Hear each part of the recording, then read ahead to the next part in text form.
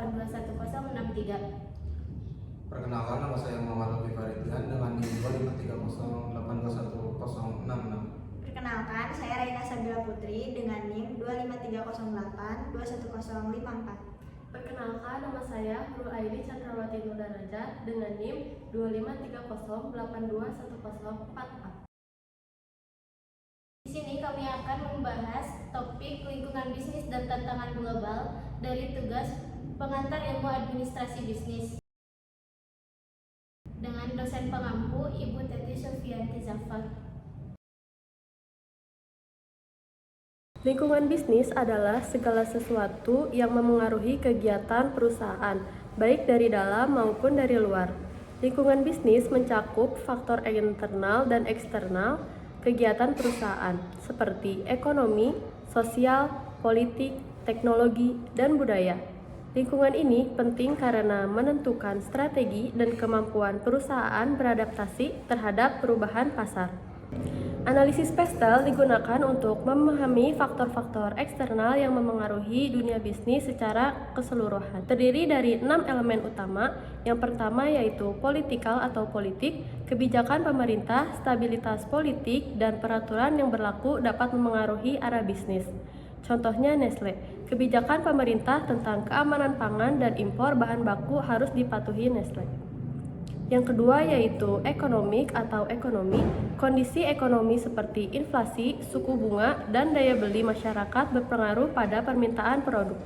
Kondisi ekonomi seperti inflasi dan nilai tukar rupiah bisa memengaruhi biaya bahan baku impor. Tapi di sisi lain, pertumbuhan ekonomi Indonesia yang stabil menjadi peluang besar untuk memperluas pasar. Yang ketiga yaitu sosial.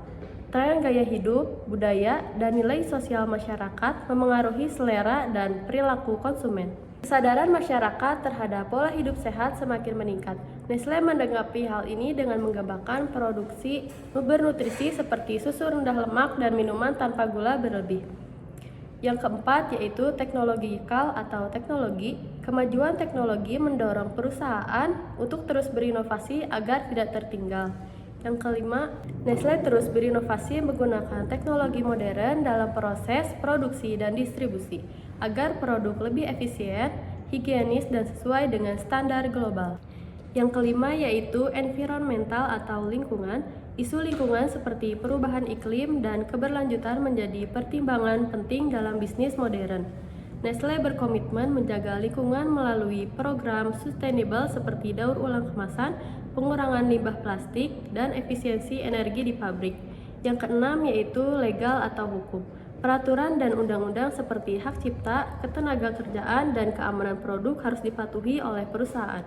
Nestle wajib mengikuti peraturan BPOM dan Undang-Undang Perlindungan Konsumen untuk memastikan produknya aman, halal, dan transparan dan labelisasi. Melalui analisis PESTEL, perusahaan dapat menilai peluang dan ancaman dari luar sehingga mampu menyusun strategi yang lebih tepat dan menghadapi perubahan global. Berbeda dengan PESTEL yang fokus pada faktor luar, analisis SWOT membantu perusahaan memahami kondisi internalnya dan bagaimana kondisi itu berinteraksi dengan lingkungan eksternal. SWOT terdiri dari 4 unsur utama, yaitu yang pertama ada strength atau kekuatan. Keunggulan yang dimiliki perusahaan seperti sumber daya, reputasi, atau teknologi. Nestle memiliki reputasi global yang kuat, kualitas produk yang terjamin, serta jaringan distribusi luar di seluruh Indonesia. Selain itu, perusahaan ini juga dikenal karena inovasi produknya yang berkelanjutan. Yang kedua, ada weakness atau kelemahan. Keterbatasan internal yang bisa menghambat kinerja, seperti manajemen yang kurang efisien atau keterbatasan modal. Sebagian bahan baku masih bergantung pada impor, sehingga sensitif terhadap perubahan harga dan kurs. Selain itu, harga produk Nestle relatif tinggi dibanding beberapa merek sosial. Yang ketiga, ada opportunities atau peluang. Kondisi eksternal yang bisa dimanfaatkan seperti tren pasar baru atau kemajuan teknologi. Tren gaya hidup sehat membuka peluang besar bagi Nestle untuk meluncurkan produk yang lebih bernutrisi dan ramah lingkungan. Pertumbuhan ekonomi Indonesia juga mendukung peningkatan daya beli konsumen. Yang terakhir ada threats atau ancaman. Faktor eksternal yang berpotensi mengganggu bisnis seperti pesaing baru atau perubahan regulasi. Persaingan di industri makanan dan minuman sangat ketat, baik dari merek lokal maupun internasional. Selain itu, perubahan regulasi pangan juga bisa menjadi tantangan bagi perusahaan. Dengan analisis SWOT, perusahaan bisa memaksimalkan kekuatan dan peluangnya, sambil meminimalkan kelemahan dan ancaman, sehingga strategi bisnis yang diambil menjadi lebih efektif dan adaptif. Selanjutnya adalah tantangan global. Tantangan global sendiri mencakup berbagai isu mendesak seperti perubahan iklim, pandemi, dan konflik.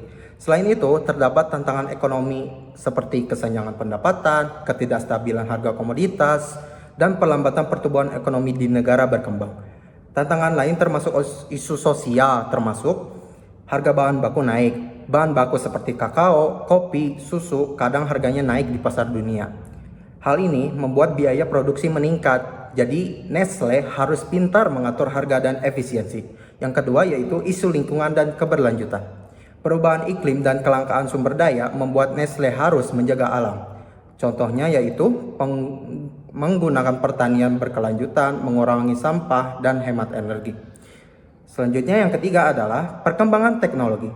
Nestle memakai teknologi digital dan otomatisasi supaya produksi lebih efisien.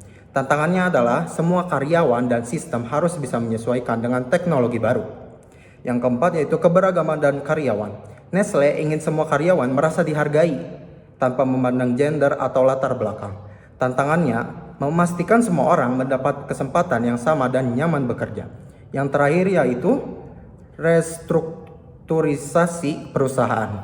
Nestle melakukan perubahan manajemen dan organisasi supaya lebih fokus dan hemat biaya.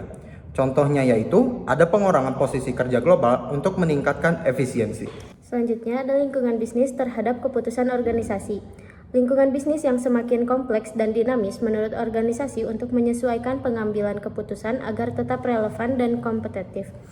Faktor-faktor eksternal seperti politik, ekonomi, sosial budaya, dan teknologi memiliki pengaruh besar terhadap strategi serta arah keputusan manajemen. Oleh karena itu, organisasi harus mampu merespons perubahan lingkungan bisnis secara adaptif agar keputusan yang diambil tetap efektif dan berkelanjutan. Selanjutnya, lingkungan bisnis terhadap keputusan organisasi pada PT Nestle Indonesia ada 5 poin. Yang pertama, teknologi. Poin pertama, perkembangan teknologi mempengaruhi strategi bisnis dan efisiensi produksi. Yang kedua, Nestle beradaptasi dengan inovasi teknologi ramah lingkungan untuk meningkatkan produktivitas. Lalu perusahaan melatih karyawan agar siap menghadapi transisi teknologi baru. Selanjutnya, ada pemerintah. Kebijakan pemerintah berperan penting dalam aktivitas operasional Nestle. Beberapa kebijakan yang mempengaruhi keputusan organisasi antara lain perpajakan, perdagangan internasional, lingkungan, ketenagakerjaan, dan investasi. Lalu ada ekonomi. Kondisi ekonomi nasional berpengaruh besar terhadap daya beli masyarakat dan penjualan produksi Nestle. Saat ekonomi tumbuh, konsumsi meningkat. Ketika melemah, permintaan produk menurun. Nestle perlu memperhatikan inflasi terhadap masyarakat dan fluktuasi harga bahan baku. Selanjutnya ada sosial dan kebudayaan. Nilai sosial dan budaya masyarakat berpengaruh pada perilaku konsumen. Nestle menyesuaikan produk dan strategi pemasaran dengan budaya lokal. Di Indonesia, Nestle wajib memperhatikan nilai keislaman seperti label halal dan izin dari BPOM. Selanjutnya ada demografi. Faktor demografi seperti usia, pendapatan, dan pendidikan mempengaruhi strategi pasar Nestle. Nestle melakukan riset dan segmentasi untuk menyesuaikan harga dan target konsumen. Awalnya, produk Nestle hanya menyasar pada anak-anak dan orang tua seperti Milo. Kini sudah menjangkau semua kelompok usia. Selanjutnya ada nilai keislaman dalam berbisnis. Dalam konteks bisnis, nilai keislaman dan integritas sangat penting untuk membentuk perilaku bisnis yang etis dan berkelanjutan. Nilai-nilai Islam seperti amanah atau tanggung jawab, syidik atau jujur, fatonah atau cerdas, dan tablik atau transparan sejalan dengan prinsip integritas dalam dunia kerja modern. Seperti yang tertuang dalam Quran Surat Al-Mutaffifin ayat 1-3 yang memiliki makna kejujuran dan integritas dalam kegiatan berbisnis, terutama dalam transaksi jual-beli. Misalnya, PT Nestle Indonesia menerapkan integritas dalam semua lini produksi, mulai dari pemilihan bahan baku halal, keterbukaan terhadap konsumen, hingga tanggung jawab sosial kepada masyarakat. Dengan menerapkan nilai-nilai ini, perusahaan tidak hanya mencari keuntungan, tetapi juga berusaha memberi manfaat dan menjaga kepercayaan masyarakat. Jadi, nilai keislaman dan integritas menjadi pondasi moral dalam bisnis yang sehat dan berkelanjutan. Jadi, kesimpulan dari kelompok kami, lingkungan bisnis terdiri dari faktor internal dan eksternal yang sama-sama memengaruhi jalannya perusahaan. Dalam menghadapi tantangan global, perusahaan harus mampu beradaptasi, berinovasi, dan memegang teguh integritas. Contohnya seperti PT Nestle Indonesia yang berhasil bertahan karena mampu menyesuaikan strategi bisnisnya dengan perubahan global, sekaligus menerapkan nilai-nilai etika dan tanggung jawab sosial. Jadi, kunci utama dalam dunia bisnis modern bukan hanya keuntungan, tetapi juga bagaimana perusahaan bisa memberikan dampak positif bagi masyarakat dan lingkungan.